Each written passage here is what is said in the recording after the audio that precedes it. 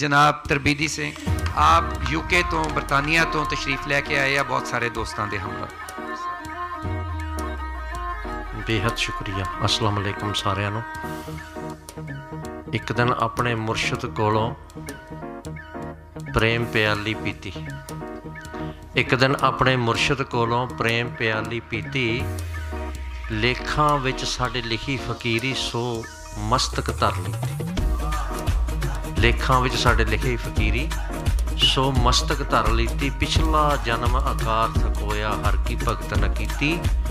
आगे समझ चलो नंद लाला पाछे जो बीती सो। सारे पंजाबी प्यारिਆਂ ਨੂੰ बहुत बहुत सलाम। वाहिगुरु जी का खालसा वाहिगुरु जी की फतेह। बहुत ही मुअज़्ज़ज़ सारे प्रधानगी मंडल। मैं कल्ले कल्ले नाम लैन लगा 5-7 मिनट दे जे लग जाने। साडे कोल भी समा थोड़ा, साडी फ्लाइट है, सानूं जाना पैना। पहला तो मैं हथ जोड़ के खेमा मंगदा क्योंकि साडे असीं जत्थे नूं बड़ा पुश कीता। माफ़ करना असीं पंजाबी ना बहुत औखे निकलदे इन्हां कम्मां लई। ते लाहौर च कानफ्रेंस होवे ते इत्थे पैर सिੱਟਣ ਨੂੰ ਥਾਂ नहीं चाहिदा। दूसरी बेनती कि बोली पहला बनती है। हुण इन्हें क्यों भी ये डॉक्टर नहीं, डॉक्टर बहुत तुहाडे कोल बैठे, मैं मरीज़ हाँ। बोली पहला बोली जाती है, उसकी लिपि बाद च बनती है। असीं बाबे बुल्ले शाह तो बहुते मेरे मित्र दोस्त जिहड़े इत्थे ने ना मिलते रहंदे आ। कॉन्फ्रेंस भी जाईदा। मेरा मित्र मैनूं लै जांदा धू के, कल्याण सिंह छोटा भरा मेरा। असीं बाबा बुल्ले शाह, शाह हुसैन टप के किते बहुता जोर ला लीए तो गुरु नानक साहब, बाबा नानक ते जां फिर गुलाम फरीद तक जाने। तो बाबा फरीद शकरगंज साडे कोल बैठा है, उस तो भी होर बैठा। मैं उसका जिक्र करके खिमा मंग लैनी है।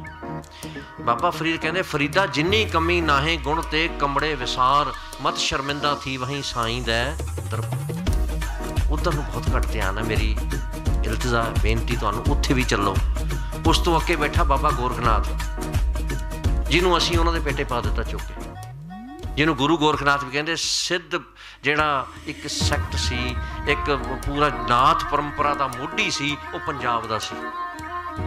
ओदी जिहड़ी गोरख बाणी है प्योर पंजाबी च। मैं 2 लाइनां कह के तुहानूं दसदा भी वो किवें बगानियां दे पेटे चाढ़ दिता सी। वो किसी घर जांदा है, वो अपने नाथां नूं कहंदा है कि तुसीं कोई भी चीज़ मुफ्त विच नहीं लैणी। वो किवें, वो घर दे मूहरे जाके सुआणी नूं कहंदा है हसदियां खेडदियां धरो ध्यान। पंजाबी हसदियां खेडदियां धरो ध्यान चरखा कतदियां लो ज्ञान। गोरख बाणी देखो 1852 च, मैनूं करैक्ट कर दिओ जे मैं समझ, मुंशी सोहन लाल एंड संस ने पहली पंजाबी प्रैस लाई है। पत्थर के छापे का जो प्रिंटिंग हुई है शायद 1850 च होवे। मैनूं मैं माफ़ी मंगदा क्योंकि पढ़े लिखे सज्जन बैठे ने। उस वेले पत्थर के छापे ते गुरमुखी की छपाई शुरू हुई, शाहमुखी आ गई, सारा कुछ होया। वो पता नहीं किवें देवनागरी वाले चुके लैके इक्को दी गोरखबाणी की किताब है जिहड़ी है पंजाबी छपी देवनागरी च। इहदे बारे मैं बेनती करांगा वकील साहब, तुसीं तुहाडे नाल सज्जन बैठे ने कनेडा वाले, गुरचरण सिंह साहब बैठे ने, वीरजीत सिंह साहब, मैनूं नाम नहीं पता इन्हां दा। सो इधर नूं भी चलीए। गोरखनाथ भी साडा है। अगले दे बगानियां नूं भी अपने कही जांदे, असीं अपणिआं नूं भी छोड़ी चले जांदे। सो बहुत धन्नवाद सब दा। साडी फ्लाइट है, मैं पूरे जत्थे वल्लों तुहाडा धन्नवाद करदा। समुचे तुहाडे जिहड़े आसिफ साहब होर सारे जिन्ने भी प्रबंधक ने, ते नाल नाल तुहातों खीमा भी मंगदा कि इन्हां नूं मैं बेनती कीती सी कि किरपा करके सानूं थोड़ा टाइम दिया करो। असीं पहिलां अपना प्लान करिए। इन अज दे दिन लई इन्नी क हाज़री प्रवान करनी।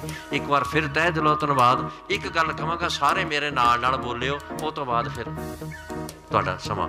माँ बोली दे, बोलो सारे, माँ बोली दे पुत्रो धीओ, माँ बोली दे बन के जियो, माँ बोली दे बन के। बहुत धन्यवाद, शुक्रिया।